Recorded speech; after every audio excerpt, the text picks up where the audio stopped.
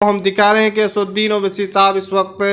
का पूरी तरह से अपनी टीम के साथ तैयार हैं। ये आपको तस्वीर दिखा रहे हैं, ये ऑक्सीजन सिलेंडर है जो उन लोगों के लिए बनाया गया है जो ऑक्सीजन की जिन्हें ज़रूरत है। और ख़ास तौर पर आपको बता दें, उन्होंने वहां पर हेल्प नंबर जारी किया है और इस हेल्प नंबर के जरिए लोगों को मदद करने के लिए पूरी ताकत झोंक दी है अपने टीम के साथ। खास तौर पर उन्होंने खास अपील भी की है, जिन्हें ज़रूरत है, चाहे वो किसी भी जाति हो, मजहब हो, चाहे हिंदू हो, दलित हो, मुस्लिम हो, सभी लोगों के लिए मदद के लिए आगे आए हैं। ये दिगर और सियासी पार्टियों के लिए बिल्कुल मुंहतोड़ जवाब है और ख़ास तौर पर और दिगर सियासी पार्टियों को सीखना चाहिए इन छोटी पार्टियों से, जहां पर मजलिस इत्तेहादुल मुस्लिमीन को लगातार लोग इल्ज़ाम लगाते रहे तरह तरह का, लेकिन ये छोटी पार्टी हैदराबाद में जिस तरह से कामों को अंजाम दे रहा है, कोरोना महामारी के दूसरे लहर में जहां लोग हाहाकार मचा रहा है और ख़ास तौर पर मदद की गुहार लगा रहा है ऑक्सीजन के लिए, वहीं ऑक्सीजन की व्यवस्था के लिए पूरी तरह से मजलिस के राष्ट्रीय अध्यक्ष बैरिस्टर असदुद्दीन ओवैसी साहब तैयार है। सीधे तस्वीर ऑक्सीजन के सिलेंडर का हम आपको दिखा रहे हैं। ये आप भले ही किसी खबर में देखे हो या न देखे हो, लेकिन मजलिस के राष्ट्रीय अध्यक्ष बैरिस्टर असदुद्दीन ओवैसी का आपका सीधे खबर आपको हम दिखा रहे हैं। खास आपको दिखाएंगे कि उन्होंने अपने टीम को इतनी मजबूत करके रखा है कि पूरे देश में अभी लोगों के बीच जाकर खिदमत खल्क समझकर काम कर रहे हैं, चाहे वो बिहार हो या औरंगाबाद हो, उत्तर प्रदेश हो, दिल्ली हो, हर जगह मजलिस इत्तेहादुल मुस्लिमीन के कार्यकर्ता पूरी तैयार है। खास तौर पर ऑक्सीजन की व्यवस्था को लेकर फ्री ऑक्सीजन हेल्प कर रहे हैं लोगों के बीच। बहरहाल इस वक्त बिहार में मजलिस इत्तेहादुल मुस्लिमीन के प्रदेश अध्यक्ष अमोर विधानसभा के विधायक जनाब अख्तरुल इमान साहब भी लगातार अमोर विधानसभा में दौरा कर रहे हैं और साथ ही साथ अमोर विधानसभा के रेफरल अस्पताल में जायजा लेने के बाद वहां पर पूरी तैयारी कर रहे हैं। उधर कोचाधामन में मजलिस इत्तेहादुल मुस्लिमीन के विधायक इजहार आसफी भी लगातार ऑक्सीजन की व्यवस्था और साथ ही साथ वहां पर स्थानीय कोचाधामन अस्पताल का जायजा लेने के बाद उन्होंने खासतौर पर पूरी तैयारी कर ली है। इस वक्त मजलिस इत्तेहादुल मुस्लिमीन के राष्ट्रीय अध्यक्ष सहित सभी कार्यकर्ता और विधायकगण कोरोना महामारी के दूसरे लहर को निपटने के लिए पूरी तैयारी कर दी है। बताते चलें कि पिछले दफ़ा भी कोरोना महामारी से आए थे तो मजलिस इत्तेहादुल मुस्लिमीन के राष्ट्रीय अध्यक्ष बैरिस्टर असदुद्दीन ओवैसी साहब और उनकी पूरी टीम ने जो रोल अदा किया था वो सराहनीय था। भले ही आप किसी चैनल में देखे हो या ना देखे हो, सोशल मीडिया में ज़रूर देखे होंगे कि मजलिस इत्तेहादुल मुस्लिमीन की तरफ से लगातार जो है किस तरह से मदद किया जा रहा था। दिल्ली से जिस तरह से लोग खबरें आ रही थी,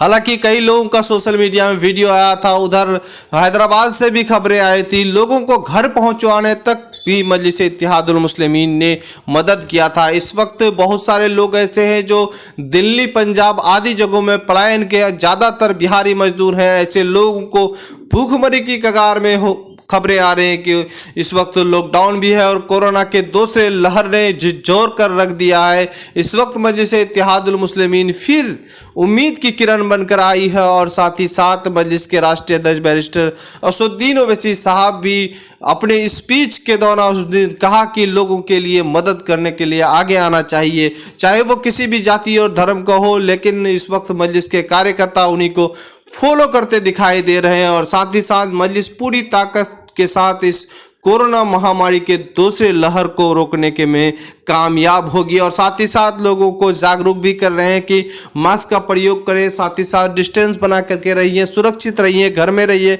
इस तरह की बात मजलिस इत्तेहादुल मुस्लिमीन के कार्यकर्ता कर रहे हैं। फिलहाल हम बढ़ेंगे हम अगले खबर की ओर, जहां पर औरंगाबाद के सांसद इम्तियाज जलील साहब का एम्बुलेंस सेवा वरदान साबित हो रहा है। कोरोना महामारी के दूसरे लहर में मजलिस के वहां पर एमआईएम एम्बुलेंस का जो सेवा दे रहा है, बिल्कुल वहां पर इस तरह से लग रहा है कि मजलिस ने जो काम किया ये तारीखी काम को अंजाम दिया है। दिगर सियासी पार्टियों का भले ही अपना एम्बुलेंस हो या नहीं हो, लेकिन महाराष्ट्र की सरजमीन में एमआईएम का एम्बुलेंस चल रहा है और साथ ही साथ औरंगाबाद के सांसद इम्तियाज जलील साहब मुबारकबाद के लायक है और साथ ही साथ उनकी जो पहल है बहुत सराहनीय है। इस वक्त खास कोरोना महामारी के दूसरे लहर में ये एम्बुलेंस लोगों के लिए वरदान साबित हो रहा है। वहीं कोचाधामन के एमआईएम के विधायक इजहार आसफी साहब भी जब विधायक से पहले से ही एम्बुलेंस सेवा दे रहे हैं और साथ ही साथ इस तरह का एम्बुलेंस सेवा लोगों के लिए काफ़ी वरदान साबित हो रहा है। फिलहाल कई खबरें और आ रही है जिस तरह से बंगाल में मतदान हो चुका है और साथ ही साथ लोगों की निगाह बंगाल चुनाव के रिजल्ट पर है और खास रिपोर्ट में आपको दिखा रहे हैं कि इस वक्त बंगाल में किस तरह का हलचल है। कि बंगाल चुनाव में दो ऐसे विधानसभा चुनाव हैं जहां पर मजलिस-ए-इत्तेहादुल मुस्लिमीन रेस में है, एक तो सागरदिघी में और दूसरा है उत्तर दिनाजपुर में। ये विधानसभा चुनाव में मेहनत भी अधिक हुआ है और साथ ही साथ यहाँ के प्रत्याशी भी काफ़ी मेहनत किए हैं। फिलहाल रिजल्ट आने का इंतजार है और वहां पर जिस तरह से लग रहा है रिजल्ट को कि मजलिस-ए-इत्तेहादुल मुस्लिमीन का खाता खुलना इस बार मुश्किल है। हाल ही वहां पर पार्टी बुनियाद डाली है और अपना जनाधार को बढ़ाने के लिए संगठन को मजबूत करेगी और फिर अगले चुनाव में वहां पर किस्मत आजमा सकती है। फिलहाल जिस तरह से देखा जा रहा है कि मजलिस-ए-इत्तेहादुल मुस्लिमीन को जिस तरह से वहां पर षड्यंत्र रचा और खासतौर पर बैरिस्टर असदुद्दीन ओवैसी को वहां पर एंट्री होने से शुरुआत में लग रहा था कि पीरजादा अब्बास सिद्दीकी और इनका गठबंधन, और ये चर्चा पूरे देश में नहीं बल्कि पूरे बंगाल के आम लोगों के बीच भी चर्चा था कि कहीं ना कहीं अगर पीरजादा अब्बास सिद्दीकी इनका गठबंधन फाइनली तौर पर लोग जो मान रहे थे, लेकिन कोई आधिकारिक या पीरजादा अब्बास सिद्दीकी की तरफ से घोषणा लिखित नहीं था, उस वक्त जो नजर आ रहा था कि 40 से 50 सीट पर मजलिस का गठबंधन वहां पर देखी जा रही थी। लेकिन ये आप षड्यंत्र माने या चुनाव का एक समीकरण माने उस वक्त टला जिस वक्त पीरजादा अब्बास सिद्दीकी कांग्रेस लिफ्ट के साथ हो गए। तो एक तरफ कांग्रेस लिफ्ट भले ही वहां पर चुनाव लड़ी है अलग होकर, लेकिन पीरजादा को भी नुकसानदेह का साबित करना पड़ा, चूँकि मजलिस-ए-इत्तेहादुल मुस्लिमीन वहां पर पहले चरण, दूसरे चरण, तीसरे चरण में चुनाव का ऐलान नहीं किया था। ऐसा लग रहा था कि लोग, खासतौर पर बंगाल के लोग, ये इंतज़ार कर रहे थे कि मजलिस के राष्ट्रीय अध्यक्ष बैरिस्टर असदुद्दीन ओवैसी साहब और शायद चुनाव नहीं लड़ेंगे। लेकिन आखिरी चरणों में बैरिस्टर असदुद्दीन ओवैसी साहब का ये फैसला अब क्या साबित हो रहा है, चूँकि लोगों को चुनाव प्रचार करने का कम मौका मिला है, वहीं प्रत्याशियों को भी उतारने का कम मौका मिला है और साथ ही साथ जो कार्यकर्ता पार्टी के रीढ़ की हड्डी होती है उन्हें भी आम लोगों के पास जाने का कम मौका मिला है। लेकिन ये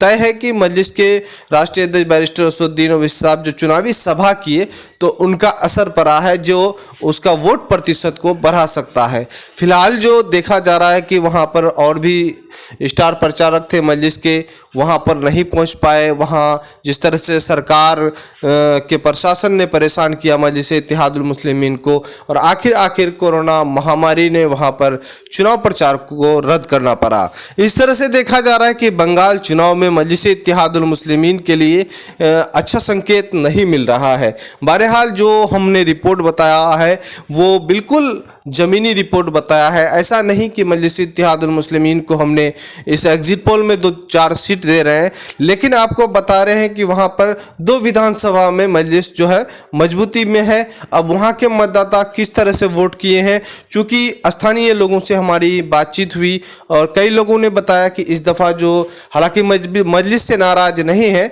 लेकिन सरकार को बचाने के लिए पूरा प्रयास कर रहे हैं। यानी वहाँ के लोग, खासतौर पर जो मुस्लिम मतदाता है और हिंदू मतदाता है, और कुछ छात्रों से हमारी बात हुई, उन लोगों ने कहा कि इस बार जो है बदलाव करना था, लेकिन अगर बदलाव वहाँ पर होती, कहीं ना कहीं भाजपा वहाँ पर फिर से हावी होता। चूँकि बंगाल में भाजपा को पहले से फला फूला है, यहाँ पर बड़ा है, लेकिन इस बार भाजपा पूरी ताकत झोंक दी है शुरू से ही। लेकिन इस वक्त लोगों के पास कोई विकल्प नहीं था, इसी वजह से वो लोग टीएमसी पर अपना सरकार बनाने के लिए वोट किए हैं और ऐसा ही लग रहा है। हालांकि रिजल्ट आने का समय है और साथ ही साथ बैरिस्टर असदुद्दीन ओवैसी साहब जो वहाँ पर चुनाव प्रचार किए, इनका असर पड़ा है। उनकी पार्टी बुनियाद डाली है और आगे लग रहा है कि वो पार्टी वहाँ पर और बढ़ेगी और साथ ही साथ फिर मौका मिलेगा। अब बिहार चुनाव को ले लीजिए, बिहार में मजलिस ने पहले 6 अपने विधानसभा में प्रत्याशी उतारे थे, लेकिन वहाँ पर हार मिला था। लेकिन हिम्मत और हौसले नहीं हारे थे, चुनाव हारे थे और उनका रिजल्ट मिला। इंतज़ार करना पड़ा 5 साल में उन्होंने रिकॉर्ड तोड़ मतों से सीमांचल में अपना जीत दराज कराई। फिलहाल आप देख रहे हैं द मैसेज न्यूज़। इस तरह से न्यूज़ पाने के लिए हमारे चैनल को सब्सक्राइब करें, अच्छा लगे तो लाइक करें और दोस्तों को शेयर करें। खुदा हाफिज़। ऑल इंडिया मजलिस इत्तेहादुल मुस्लिमीन के राष्ट्रीय अध्यक्ष बैरिस्टर असदुद्दीन ओवैसी कोरोना महामारी के दूसरे लहर में तैयारी किस तरह से किया जा रहा है, ये सीधे आज आपको हम बड़ी कवरेज दिखा रहे हैं। फिलहाल जो है, हालांकि आपको मीडिया और नेशनल मीडिया किसी भी चैनल में नहीं देखे होंगे, लेकिन आपको हम दिखा रहे हैं कि असदुद्दीन ओवैसी साहब इस वक्त का पूरी तरह से अपनी टीम के साथ तैयार हैं। ये आपको तस्वीर दिखा रहे हैं, ये ऑक्सीजन सिलेंडर है जो उन लोगों के लिए बनाया गया है जो ऑक्सीजन की जिन्हें ज़रूरत है। और ख़ास तौर पर आपको बता दें, उन्होंने वहां पर हेल्प नंबर जारी किया है और इस हेल्प नंबर के जरिए लोगों को मदद करने के लिए पूरी ताकत झोंक दी है अपने टीम के साथ। खास तौर पर उन्होंने खास अपील भी की है, जिन्हें ज़रूरत है, चाहे वो किसी भी जाति हो, मजहब हो, चाहे हिंदू हो, दलित हो, मुस्लिम हो, सभी लोगों के लिए मदद के लिए आगे आए हैं। ये दिगर और सियासी पार्टियों के लिए बिल्कुल मुंहतोड़ जवाब है और ख़ास तौर पर और दिगर सियासी पार्टियों को सीखना चाहिए इन छोटी पार्टियों से, जहां पर मजलिस इत्तेहादुल मुस्लिमीन को लगातार लोग